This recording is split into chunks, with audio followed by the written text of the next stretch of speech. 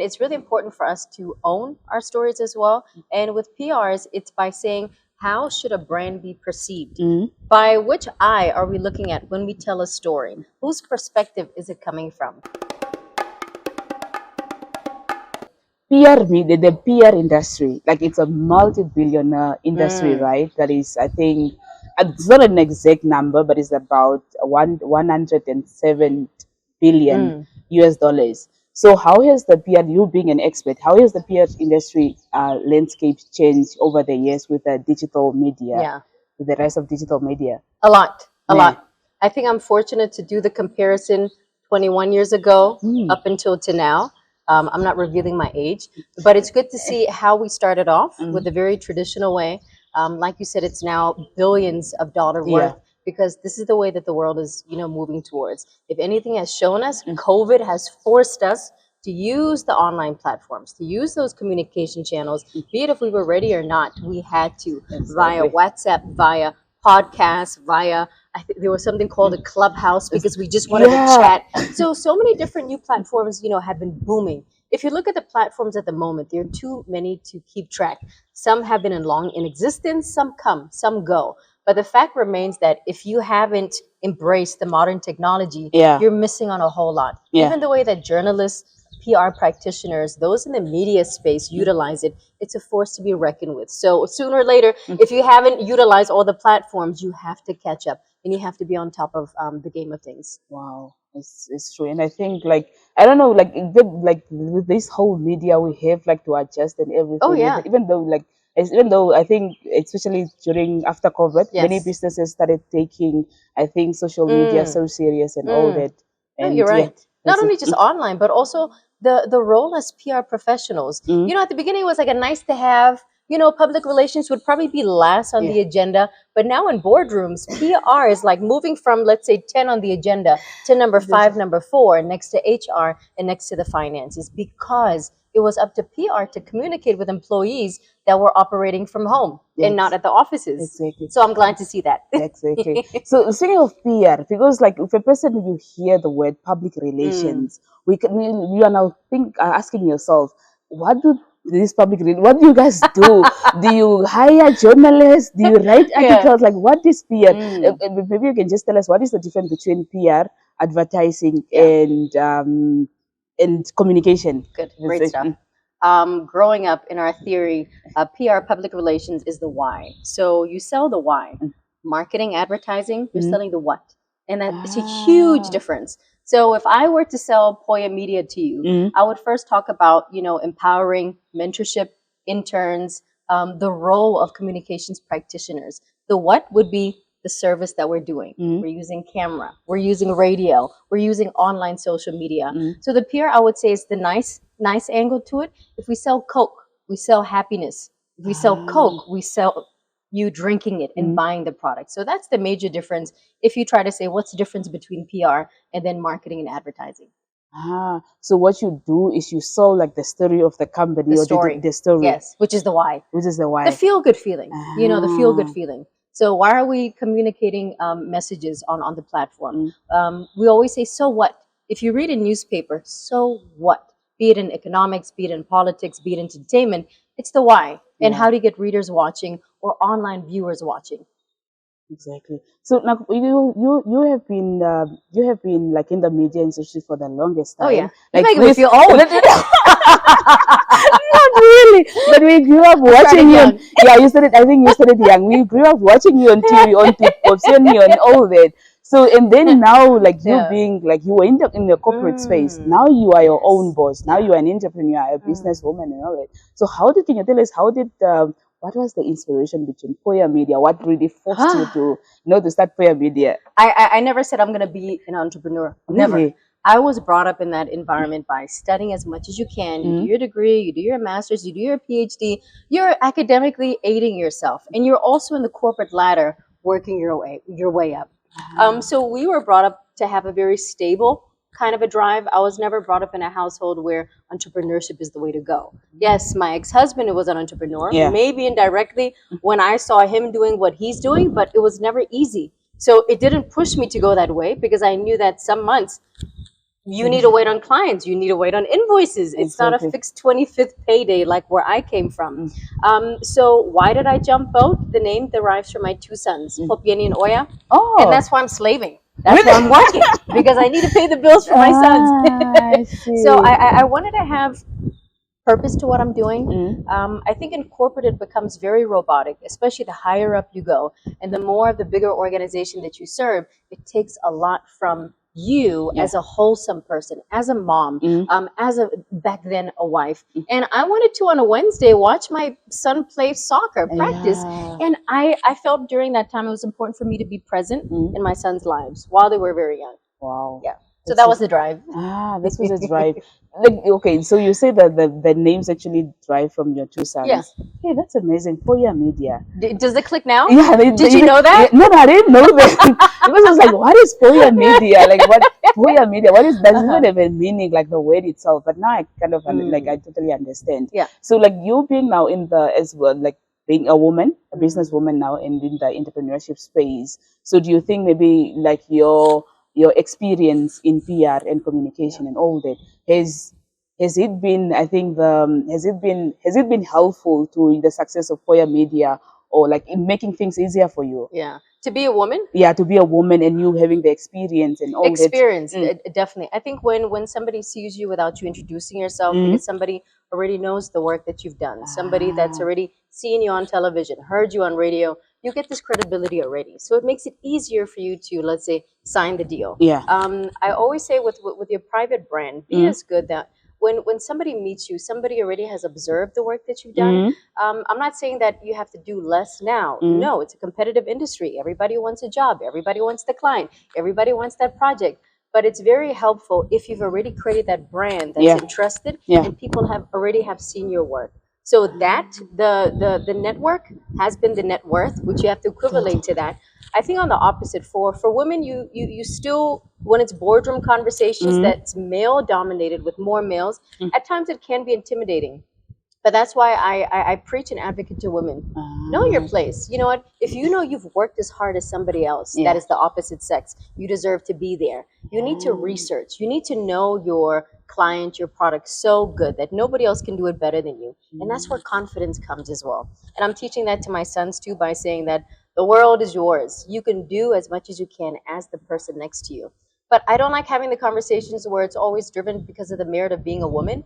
No, or even because of the color. It should be based on the work that you've executed and you have the capabilities to do so. So over 21 years, I think somewhere, somehow it's opened up doors.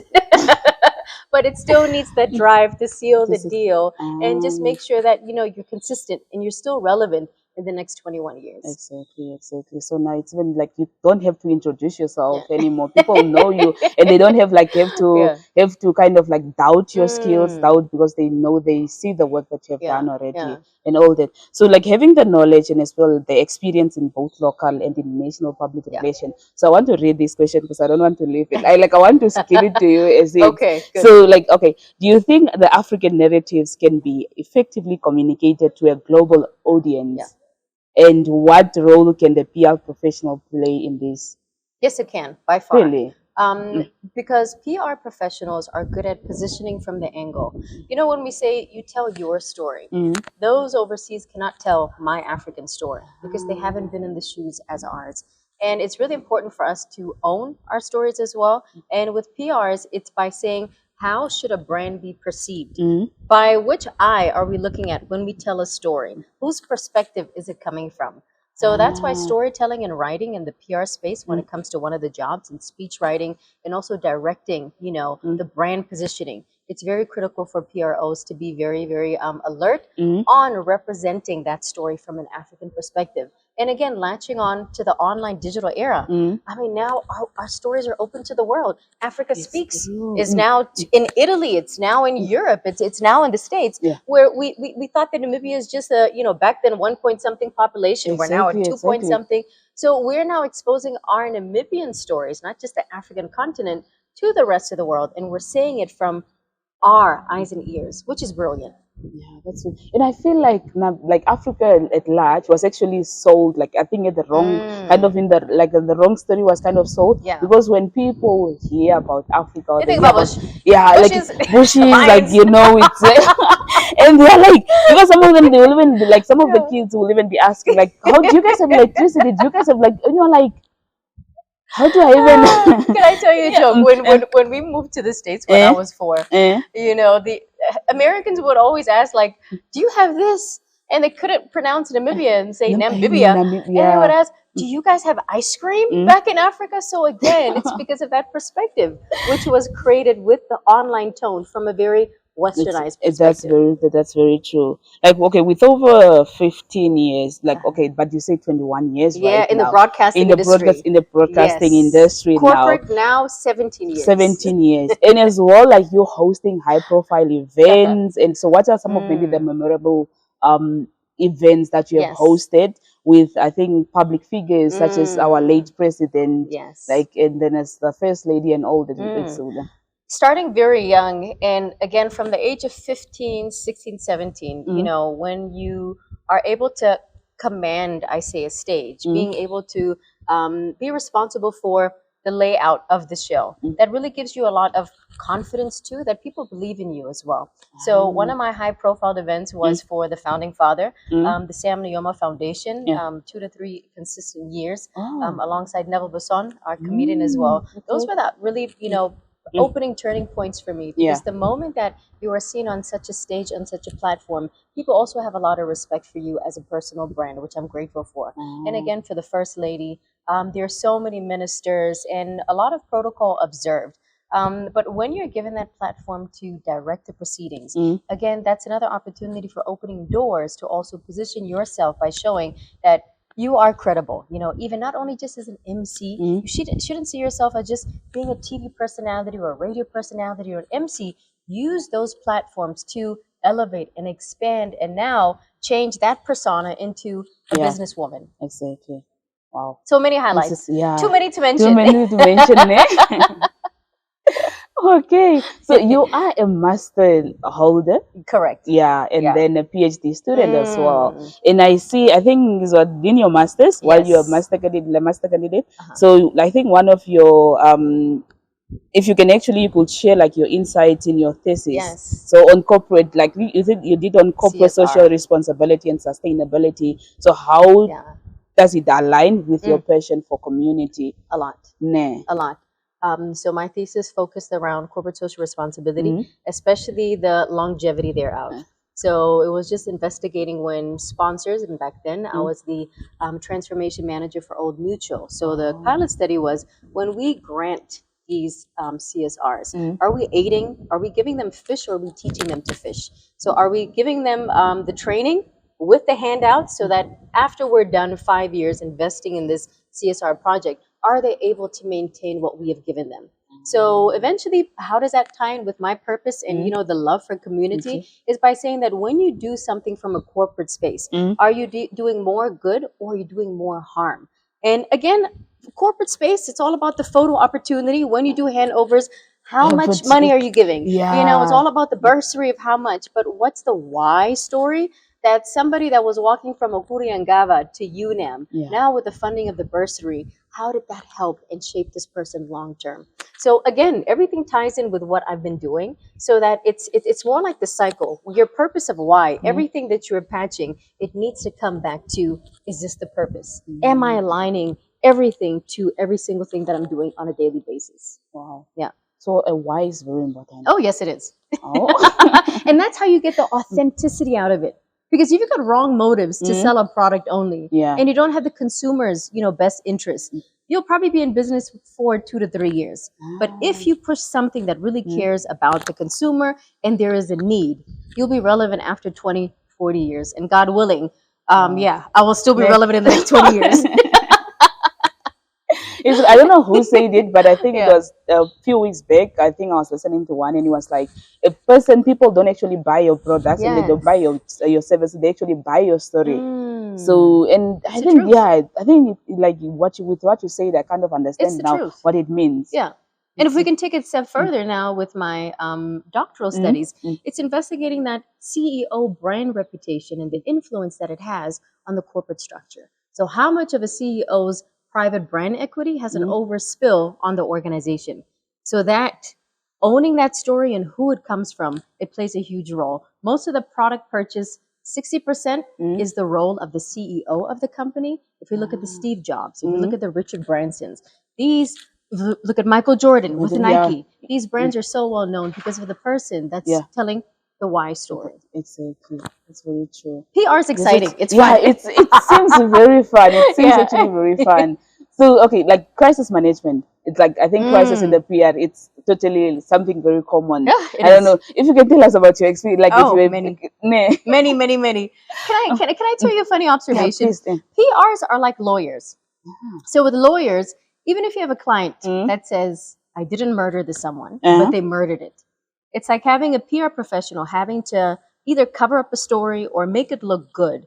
At the end of the day, managing a crisis in an organization, you need to also deal with what is the truth and always knowing the truth no matter what, because an apology is better than covering up a story. So crisis management, there have been a lot in my past history in corporate, even in my private capacity with clients, but also being ethical around which clients do you take on with the crisis management that you have to deal with, so that at the end of the day, the consumers are not being lied to, but also you allow them to tell the truth and apologizing and saying, sorry, our company was wrong. Yep, we did something that was bad, but also making sure that that brand and reputation still maintains despite the crisis within the organization.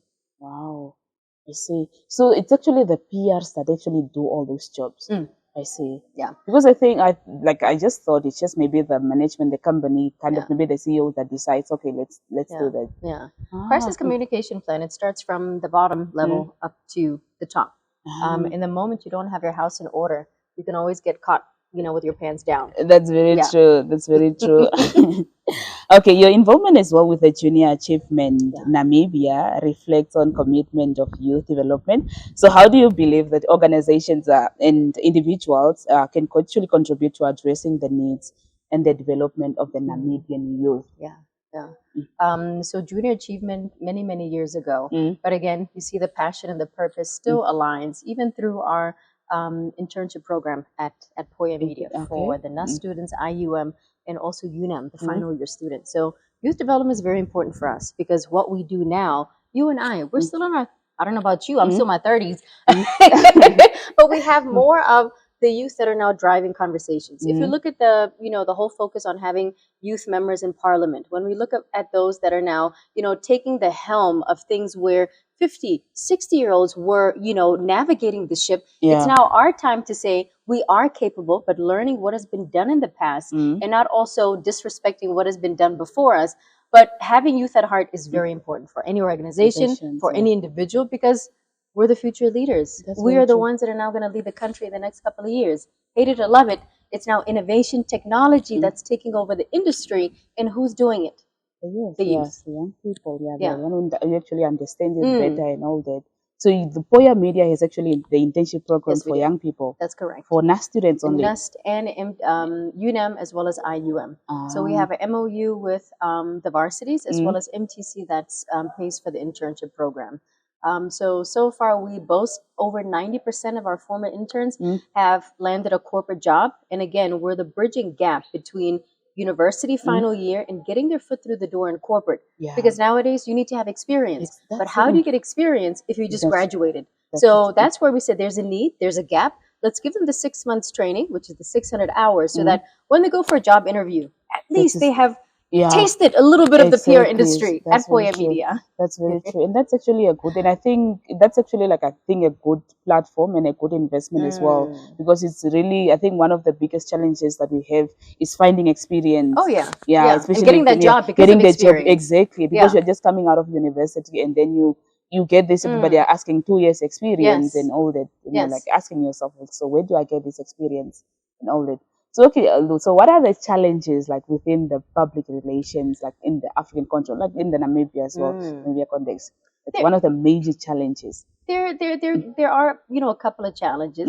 One of the events that I'm speaking at in the North specifically is that how do we bridge that gap between PR agencies, journalists, and just, let's say, media houses? There's a need for collaboration. There's a need for also telling the right story and the right platform. We now have misinformation communication on the digital space. Those are a lot of, some of the challenges that we face as media practitioners because of what is fake news and what is real news. How do we portray stories in a very legitimate, ethical way? So again, those are challenges that will always be there, but how do you navigate towards that? So again, I think what's very important for us as Namibians, how do we collaborate with one another? How do we tell that story? And how do we also not work in silos? I don't know if you've noticed, because we're a very small nation, we tend to also just work in our little cocoons. I'm here, even like entrepreneurs as well. We need to collaborate. We need to understand that the pie is big enough for everybody. When we join forces, let's say your videography team, your sound guys, Poiyah Media PR, let's share that, because when we do that, collaboration allows the project to be bigger than what it actually and is. Reaching out to more people as well. To the masses. So more room for, collaboration, more room for discussion around also the ethical way around dissemination of the communication. What do you communicate? How do you communicate? Online cyberbullying has been a great challenge for us in the media space as well, because how much of what do we put out there now gets turned around with so many people having so much to say, because everybody has a voice now. So comparing to 21 years ago or 22 years ago, when we only had the one-sided communication, you give the information. Now consumers, they're now, they've got a voice. They're now, trolling, they're stalking, they're bringing down the reputation of some kind of some reputable companies as well. So that, again, has been a challenge to navigate with. But I think it's better when you have an open platform, because when your company is transparent and authentic, you won't have room for criticism. Yes, there will always be criticism, but there's always a minimal towards it, around it. But criticism is also good in some ways. Oh yes, no, it's necessary. If nobody criticizes, it's either they don't care what you're doing. You're probably just talking to yourself. That is true. That is true. Wow. I've had my fair share, a lot. So really, learning through the ropes, but it makes you stronger too. You know how to deal with it. You know how to maneuver around it. And that's why you need to have thick skin in the PR industry. So, okay, running Poiyah Media, like from the beginning, and it's like Poiyah Media is like kind of now, it's not kind of, but Poiyah Media is a big company now. And so like you're running Poiyah Media, being in charge of Poiyah Media. So what are some of maybe the main challenges that you, like hurdles that you face as an entrepreneur? There are many. Let's do away even with Poiyah Media. Let's talk about entrepreneurship in general. I think many times as an entrepreneur, if you don't start off with a financial backing, it's really difficult to get your idea up without finances. And I think that's why many people don't want to jump boat, because of that fear of, their stable income on the 25th every month. So financing still remains a challenge for any Namibian entrepreneur, unless you've been given a capital seed financing. But angel investors are not all over. It's very difficult to get that. Yes, we've done pitch presentations. Yes, we've been exposed with training. But again, in our industry, it's like sometimes we overtrain with the finances that are funded for entrepreneurs, but we're channeling that money in the wrong direction. I always say with big corporates, can you allow entrepreneurs? Yes, you can give training. However, right now, what I need to get by is by paying the space that I'm at, by paying the necessary gas bills to meet a client. So these are the things that I sometimes think that corporates overlook. Now that I'm on the other side of the table, now that I'm the entrepreneur, it's those daily needs that you need to sustain yourself in order to give your best, to execute these innovative ideas. Without that, it's kind of useless, right? So you can't overtrain somebody that's already been trained by one corporate after the next. So the rich get richer. The people that train are still the ones that get the bulk of the funding from corporates, where that funding needs to go to the entrepreneurs so that they can make things happen. You got to wake up and make that a reality. Exactly, solving problems. So like now before you actually an entrepreneur, do you still like this perspective that you had of entrepreneurship and the one that you no, completely different. Really? Please tell us about it. If somebody would have told me half of what I went through, maybe I would have stayed where I was. But I love it, because I think in my scenario, it's either two ways. You can't have it all in life. There's always a catch-22. Either you have a lot of finances in corporate, which I did, financial stability, but your time is very limited with people that you want to spend it with. For example, my son. Here's the opposite now in entrepreneurship. Financially, I'm not there. We are not there yet as a company, but you are flexible also with the time and how you spend it. So again, the question is, when you jump boat, what is the purpose? What's the why? Because the moment you jump and you keep your mind on the passion, despite what happens, you will still make a plan to make it work. So yes, a whole different ball game, but I'm glad for this journey. I think I'm glad for this experience because I've learned so much about myself as an individual. I've learned a lot about people that run businesses. I've learned a lot about things from the other side of the table, not as corporate boardroom, but now as that person that comes for a CSR proposal. That's somebody that's now trying to, get sponsorship on behalf of my client. So I think I now have a 360-degree view on corporate and business space. Wow, that's interesting. Yeah. Okay, like again in the PR industry, like if you we have young professionals, you train young professionals, but then if somebody is coming, like what will be your advice or what will be the most important skills that one should actually have for you to kind of make it in the PR industry, or just in the communication media? For a PR expert, communications expert, you need to be authentic. You need to be driven. There's always this debate about PRs that have to be extroverts. They need to, be out there. I've met a lot of PROs that are introverted, but they still do a very good job in terms of the messaging, the press statements, the speech writing, which is still good. And that's what a PRO does. You don't always have to be at the forefront. You don't always have to, be that person that networks. But the main thing is that your work has to be so good that it's the job that stands out at the end of the day.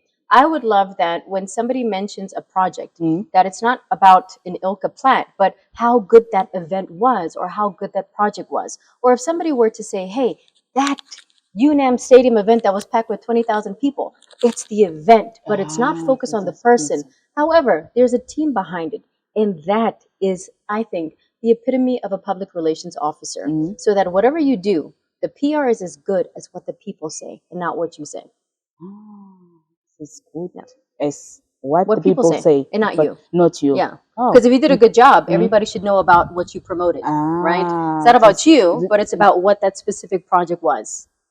Exactly. And if somebody were to say, hey, Poiyah Media is part of that event, people should say, we know that it's going to be a good event. We know it's going to be a good production because of the work that has been executed.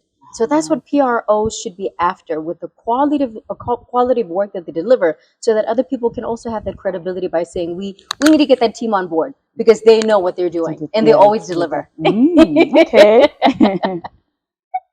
Okay, getting away with all the challenges. So what have been some of the milestones that you have you enjoyed in the entrepreneurship journey? Yes. I'm an optimist. Despite challenges, I always look at the good things. There are so many things that I can now do, and you're not limited just with one corporate. I put a post on my LinkedIn page the other day, and I said what I love most about my job. I'm a PR consultant for everybody. I can choose the people who I work with, I see. and also the team that I have on board.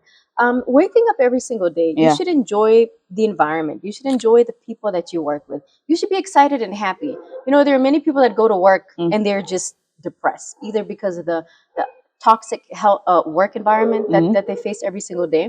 This is being able to create that space, that productive space also for the upcoming PR professionals. And the rate of somebody saying, hey, I got a job. Thank you so much for the reference letter. Thank you for the recommendation. Because that's why we do what we do. We're here to open up the door for the next newcomer. You can't just be hogging a space and always being in the limelight. But you should be able to have people behind you by saying, they're not taking the baton. They're paving the way forward so that they can do the same for the next person. Exactly. Okay, but do you think change is necessary, especially like you being in a corporate? Do you think like somebody you can work in the corporate for the rest, like for 2 decades or something, like you being, I think, a presenter and you keep being a presenter, like just being in that company? Yeah. Growth and change is very good. I've never been in one position for more than 5 years because I think for life, the moment I get redundant and I feel like it's monotonous. I have this hunger to do something else. So again, I didn't see myself jumping boat. I didn't expect that to happen. But I think with anybody in their career path, you need to, I'm not saying jump from one company to the next. Even if you move from an assistant to an officer, to a manager, to an executive, to whoever, whatever else position in the same company, that's growth.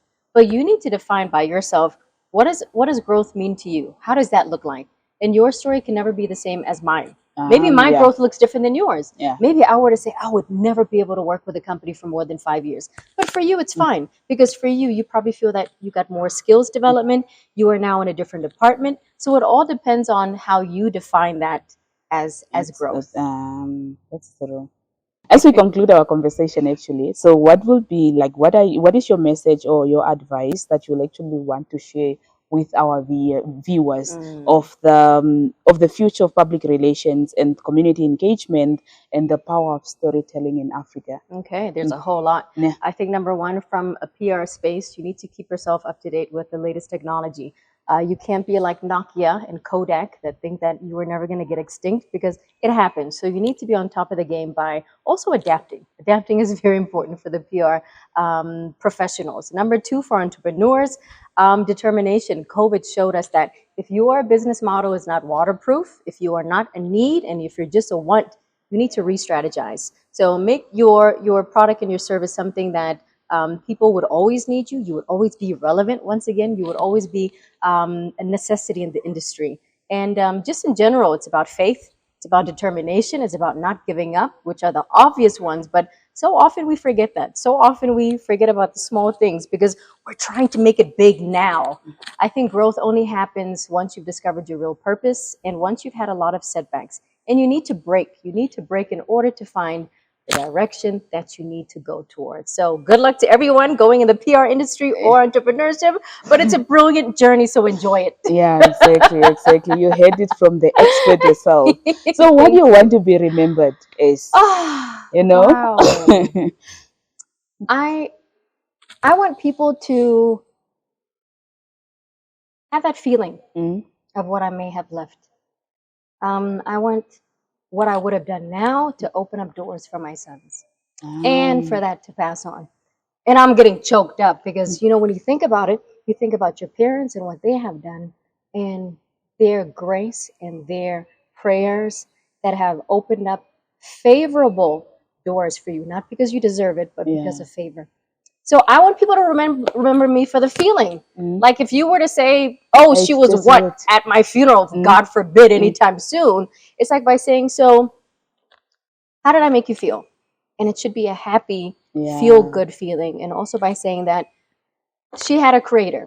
She had a God-given purpose, and she was able to expand his kingdom the best that she could. Yeah, that's very true. All right. I hope you're not like, you know, on a low note.